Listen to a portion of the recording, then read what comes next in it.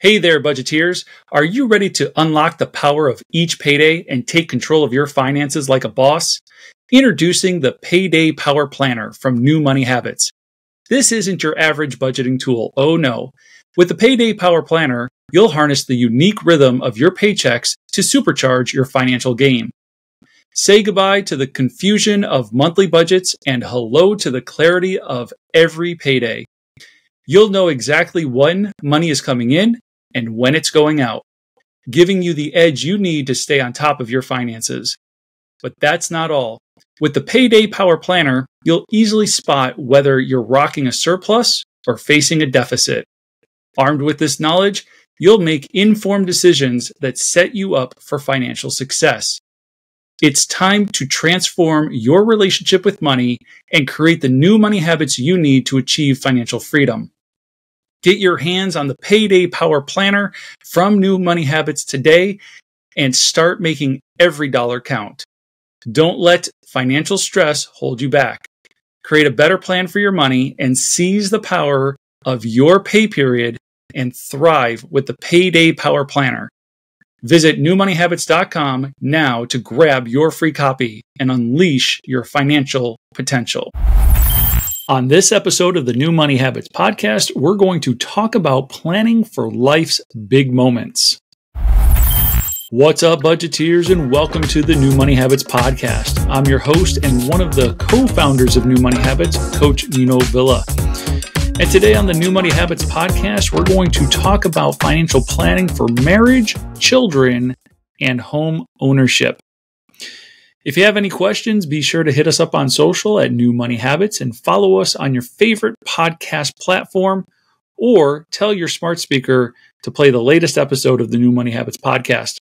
If you want to help out the show, consider leaving a 5-star rating and review. We cannot thank you enough for leaving those 5-star ratings and reviews. They truly help us spread this message of hope to people looking for a better plan for their money.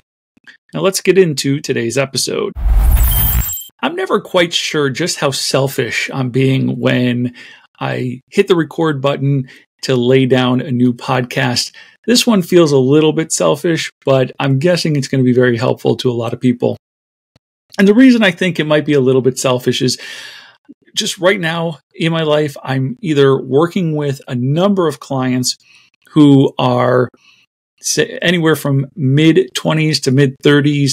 And so these things are happening where they're planning for marriage, they're planning for children, or they're planning for home ownership, and not always necessarily in that order. Or if it's not a client, there's just people in my life. I have younger siblings, and that's their time of life, and nieces and nephews, and that's the season of life that they're in. And so I feel like this is a little bit selfish, but I think it's going to be incredibly helpful. Let's start off by talking about how to financially plan for marriage. Marriage is an incredible opportunity for two to become one, and the merging of a man and woman in matrimony. And it means it's time to merge the finances as well. I would actually encourage us to start the conversation at the courtship. And as you're dating and you're getting to know someone, and you decide that you want to get engaged to be married, there are some important conversations that you need to be having ahead of time. In fact, I would start with, you should be having conversations about roles and responsibilities. Are you both going to work outside the home and contribute to the household financially? Is it your desire that one person would work and the other would stay at home to tend to house and family? And so you have to have a conversation about roles and responsibilities. It's going to play a factor in the finances as well. My wife and I had these conversations before we got married, in which she expressed her desire to stay at home and take care of the house and the family. And I shared in the desire to be married to somebody who was willing to be at home and taking care of the home and the family.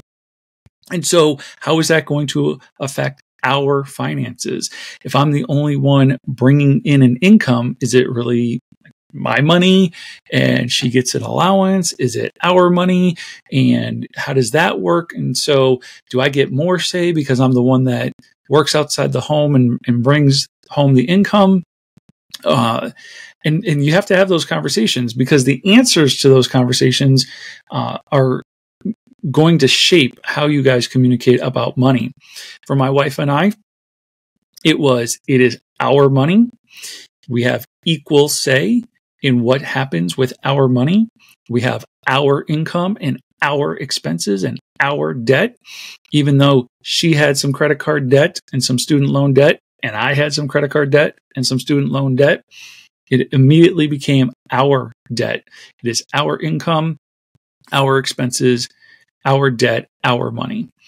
And so you have to start by having conversations about roles and responsibilities and who's doing what. I would encourage that include, for my wife and I, it included, since I'm going to be outside of the house working and you're willing to stay at home, what is the scope of that responsibility? Who does the laundry? Who does the dishes? And while we were able to agree on that she was going to assume most of those responsibilities, it doesn't mean that I never have done a load of laundry or washed some dishes. And so having conversations about roles and responsibilities is going to be very important. It's also going to touch on your finances.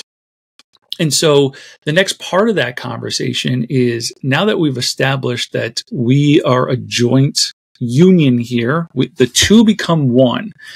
And since we are now one, and it is our money and our income and our expenses, it should be our checking account and our savings account and our retirement accounts, plural, because I want you guys taking advantage of every benefit that you can. And so you're going to have a retirement account for him and a retirement account for her.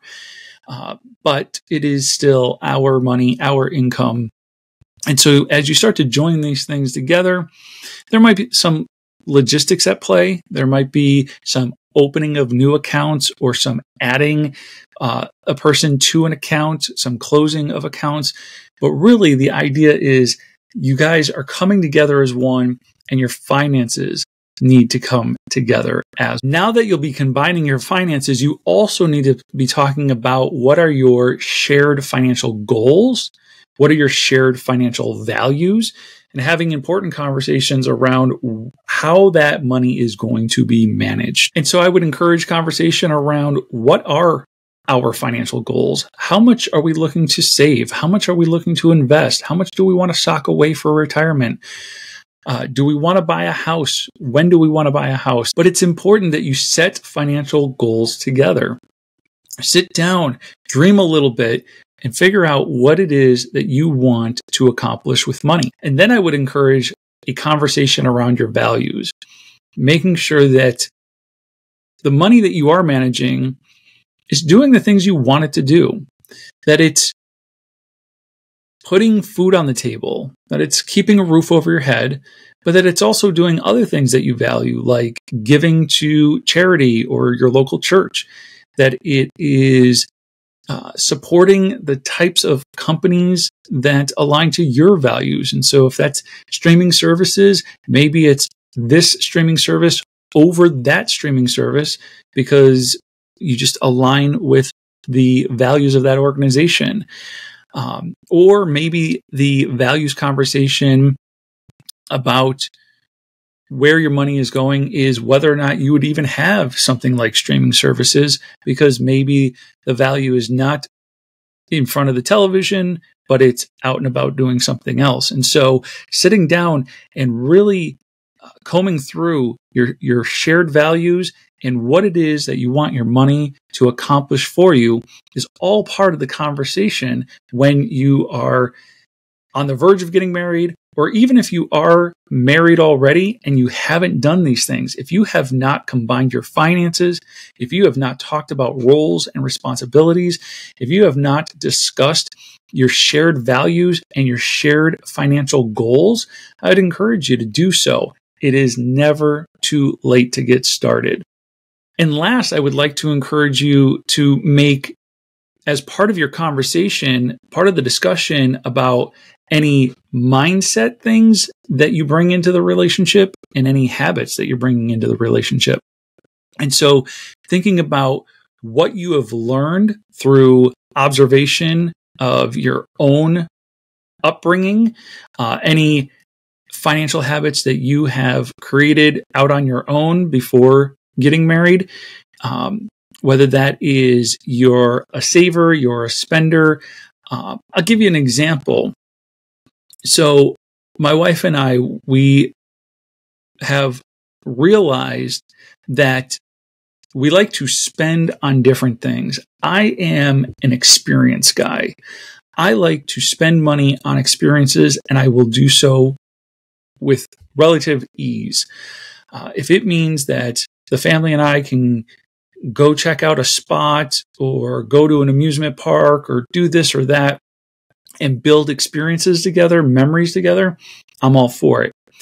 And while my wife enjoys experiences, that's not her go-to. Her go-to is trinkets, little gifts that kind of commemorate the event. And so if we go to an amusement park, while I'm there enjoying the entire experience and I don't need to leave with anything, my wife wants to stop off at the gift shop and get a little trinket to kind of memorialize the time together. And so we just value different things in that experience, not wildly different, but we had to talk about what that is and what those habits are and what our mindset is so that we could understand each other. Truth be told, when we first got married, we did not have these types of conversations or these insights. And so it used to drive me nuts. Like, why do we have to stop off at the gift shop? Why are we spending money on overpriced trinkets?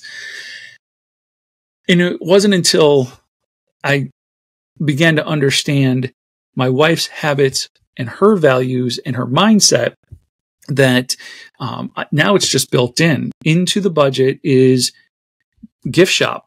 Like, here's the portion of the budget that's just for the gift shop so that my wife can do the thing that she enjoys as part of the trip without any guilt or backbiting from me. It's already part of the budget. Go and spend and do that which you enjoy to do. And so that's just kind of the tip of the iceberg. But I think the real takeaway here is that you have to start having conversations about what does it look like as the two become one? How are we combining our finances? How are we getting on the same page with our money habits, our money mindset, and how are we exercising our values through how we spend money? Hey there, budgeteers. You know, good news can only be good news if there's bad news. So what's the bad news? The bad news is you and I have a deadly disease called sin, and this disease causes us to rebel and disobey God. See, God is holy, righteous, and just, and He cannot be in the presence of sin. So this horrible disease of ours separates us from the God who created us. And the bad news gets worse. There isn't anything you or I can do to make ourselves right with God. We are dead in our sins and on our way to an eternity separated from God. But that's not God's will for us. See, for God so loved the world that He gave His only begotten Son, that whoever believes in Him should not perish but have everlasting life. God did what only God could do. He made a way for us to be reconciled to Him through Jesus Christ. Jesus came into the world to save sinners like you and me. While we were still sinners, storing up God's anger against us for our rebellion and disobedience, Christ died for us. Jesus took the punishment that you and I deserve and have earned. Jesus is the substitute for your punishment and mine. Now, isn't that some good news? The word gospel means good news. The gospel of Jesus Christ is that you and I broke God's law and Jesus paid the fine. When we place our faith and trust in Jesus, we get to experience God's grace and mercy. Our gratitude should turn us from our rebellious and disobedient sin toward God, seeking after Him and His righteousness. When we do, God gives us a new heart and a new mind. Praise God for His goodness, and remember, God loves, humans sin, Jesus saves. As I mentioned earlier, I have a number of clients and then even family members who are just in a season of life where it is new baby time, first baby time. And so wanted to talk about how do you prepare and how do you adjust your finances for when you're expecting a child. And it reminds me of clients that I had early on in my coaching career, where we had started working together. We set everything up.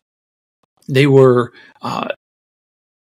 really rocking their budget. They had a nice surplus. They're socking money towards their debt, and they're just eliminating debt left and right.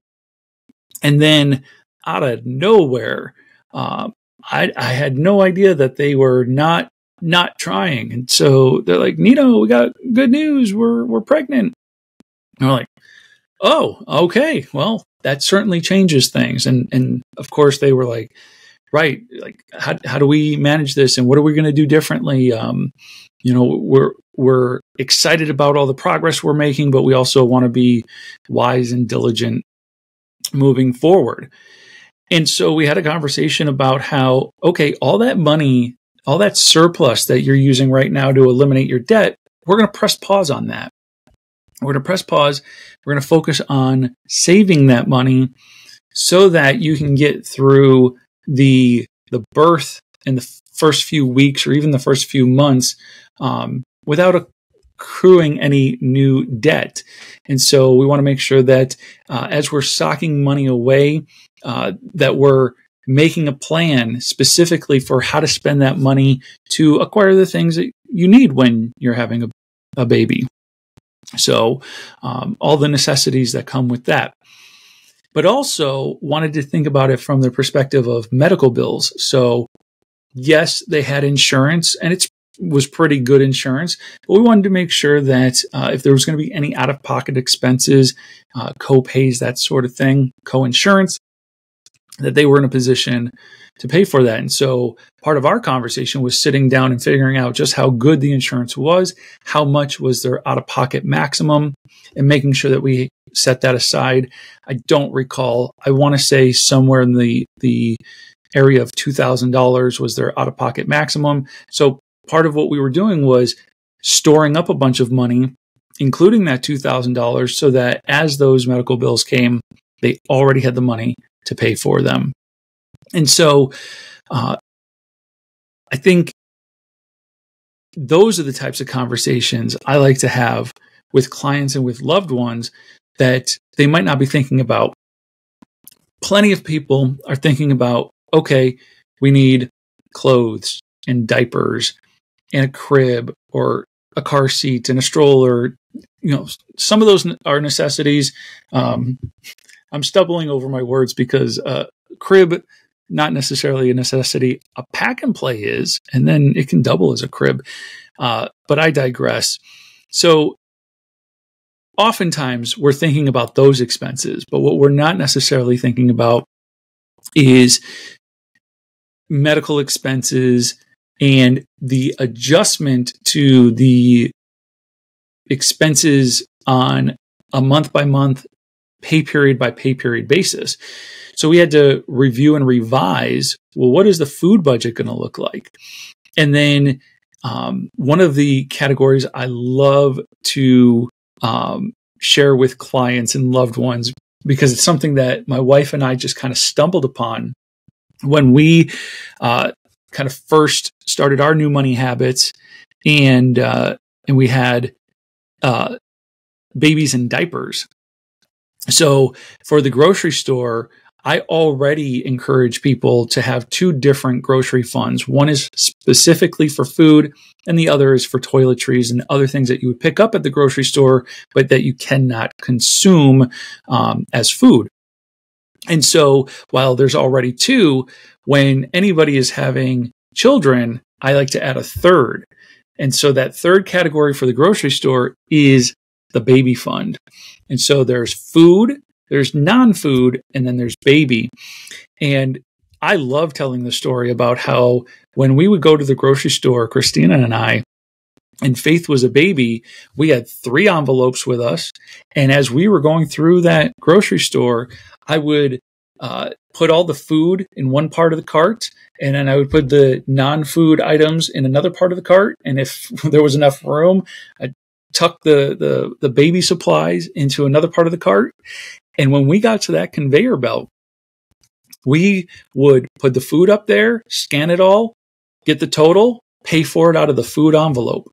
And then our second transaction would be all the non-food items. And so putting those up on the belt, scanning those, getting the total and paying out of the non-food envelope.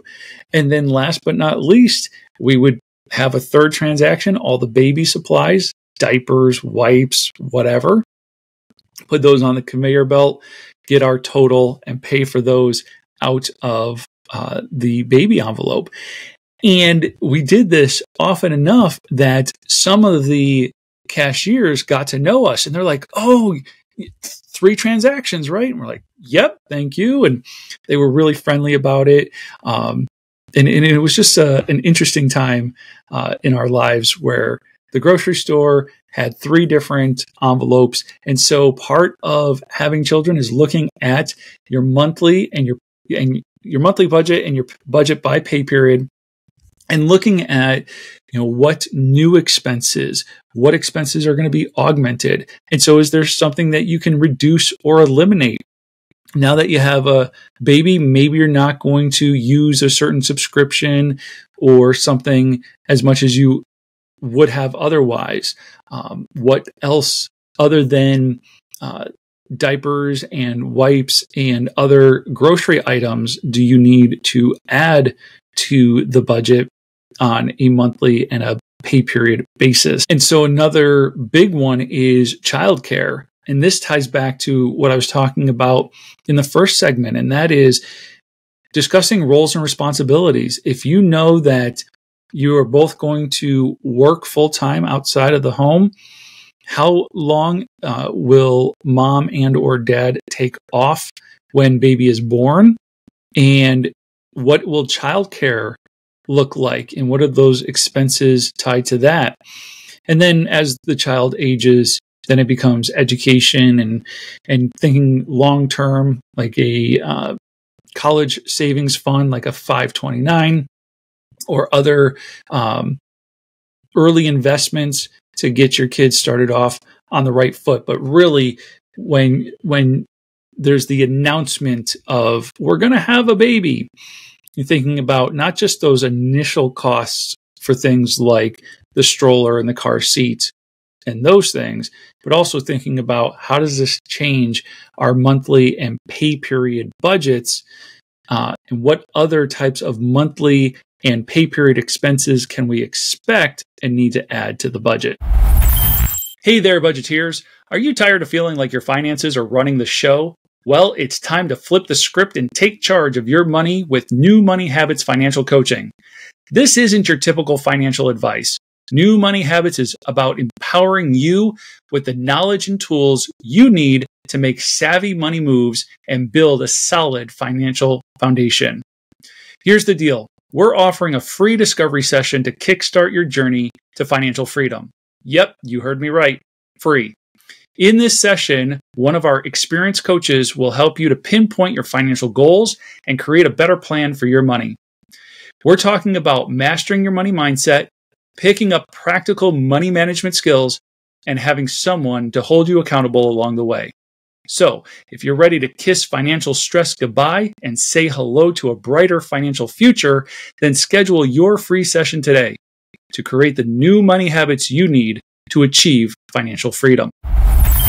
Okay, so as hard as it may be to believe, I also have a number of clients and loved ones who are buying houses. I say that it might be hard to believe just because the housing market and the interest rates are crazy right now, but that doesn't mean people aren't out there still trying to buy a home, especially if they're recently married or expecting a child.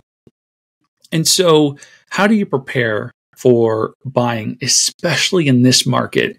I think I've done a housing episode recently, but it just bears repeating because the market is just so very different than it has been for a very long time.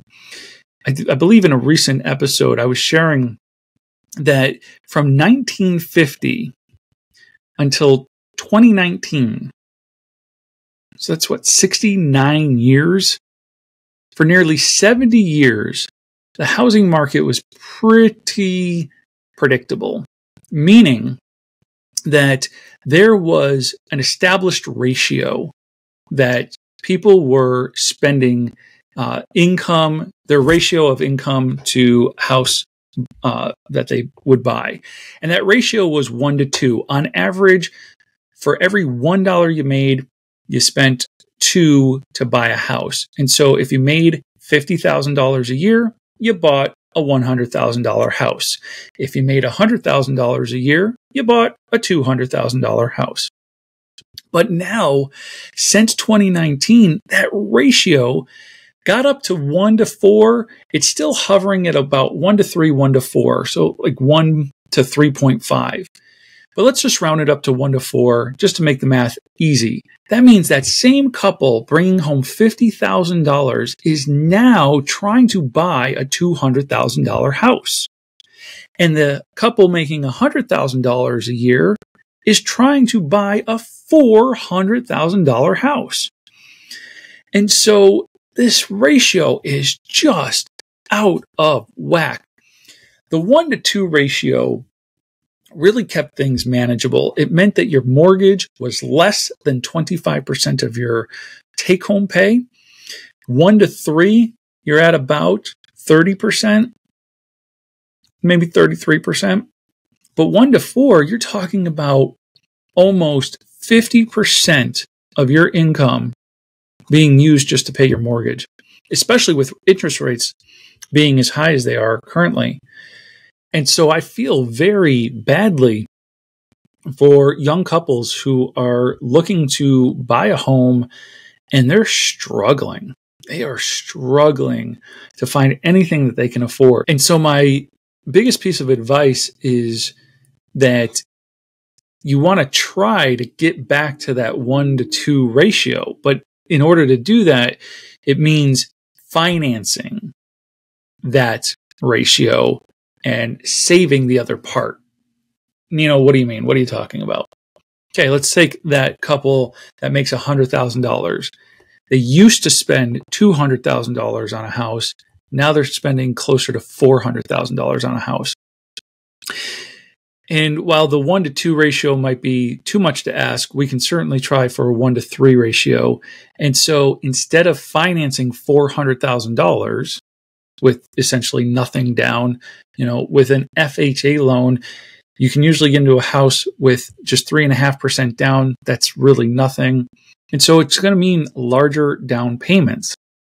It's going to mean saving up your money for a while so that you can put down a larger down payment. So instead of financing $400,000, trying to get it down to $300,000 or even $200,000 if possible. Now, I know that sounds crazy. It means saving up $100,000 as a down payment or more. And I get that that sounds crazy, but the other part of that is I am working with individuals and couples who are socking away a lot of money every month, which is great. And so using that money to invest it in, at bare minimum, into a high yield savings account would allow them to help grow that money a little bit faster. And so, and when I say I'm working with people who are socking away money, I'm working with multiple individuals right now who are putting away anywhere between $1,500 and $2,000 a month. And so That's 24 grand a year. Now, that would mean like 5 years before having $100,000 to put down on a house, which sounds crazy, but at the same time, for us who are out of our 20s and 30s, 5 years is like, yeah, that's a blink of an eye. That'll happen before you know it. And so it's not ideal. This is not an ideal time for a young couple to try to buy a house. They are going to be overextended. They are going to be spending 35, 40, as much as 50% of their income on a mortgage, which doesn't leave a lot of room for anything else. And so there's other creative solutions. I know people who buy a home and then they rent a room. And so, they got somebody else contributing to their mortgage through the rent. And so there's other ways to do it. So in an ideal world, you would not finance anything more than 3 times your annual income. You make $100,000, don't finance more than $300,000. But even more closer to ideal would be that you're not financing more than twice your annual household income. I've been coaching since 2013, so it's been 11 years now. And for the first 6 years, it was really easy. People would ask, how much house can I afford? Say, super simple, double your annual income, and that's what you should be spending on a house. So if I had a couple who was making $70,000 a year, $140,000 is what they could spend on a house. And here in the Phoenix market, you could get plenty of houses for $140,000. That just isn't the case anymore. And so that same couple is still probably making somewhere in $70,000, maybe $80,000 a year. You double that, that's $160,000, and you're not going to find a house anywhere in the greater Phoenix Valley for $160,000. It's just not going to happen. The low 200s, possibly for a manufactured home, and in the 300,000s for a single family unit. And so it's just, my heart goes out to them that young people are just taking on way more house debt than in generations before them. But there are ways to save up and put larger down payments down. And so for a couple, again, let's go back to a couple who's bringing home $80,000 annually. Normally, you'd only want to spend $160,000. In this case, 3 times would be $240,000. $240,000 gets you a lot closer to being able to buy a home, but you're still going to probably start at the 300s. And so having a $60,000 down payment, it's going to be important. It's going to be helpful because 4 times would be $320,000, right? So, but if you finance the whole $320,000, it is going to be really, really tough. And so, you got to just start thinking about home buying differently, staying at home with parents longer. And can I just address that for a moment? Here in the United States of America, I work with so many clients who are of other cultures.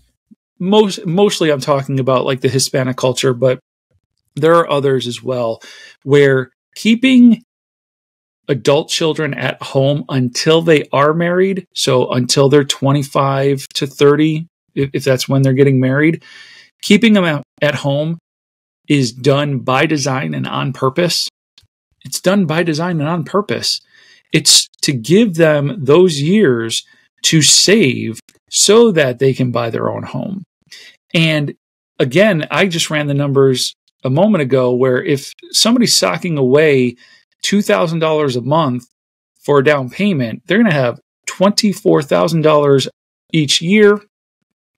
from age 25 to 35 years, now you're talking over $100,000 as a down payment on a house. And that goes a long, long way to getting the finance ratios back to about 1 to 2 or 3 rather than 1 to 3 or 4. And so keep your kids at home longer. Do it by design and on purpose.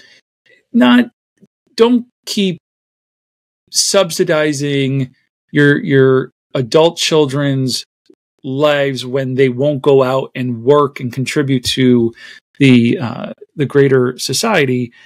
I'm talking about by design. You have a healthy, fully functional adult child who could be out on their own, but you're doing something financially sound and wise to help them with their financial future as well.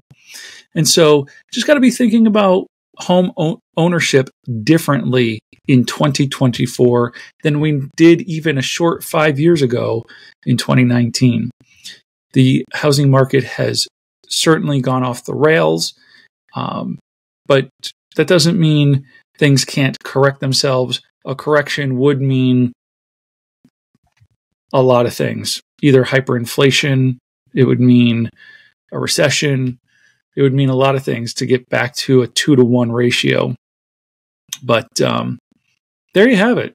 A couple of ways to be thinking about your finances when you're getting married, when you're having children, and when you're buying a house. That does it for this episode of the New Money Habits podcast. Remember, if you have any questions, make sure to hit us up on social at New Money Habits and follow us on Spotify, Apple Podcasts, or wherever you listen to podcasts. Please consider leaving a 5-star rating and review to help us spread this message of hope to people looking for a better plan for their money.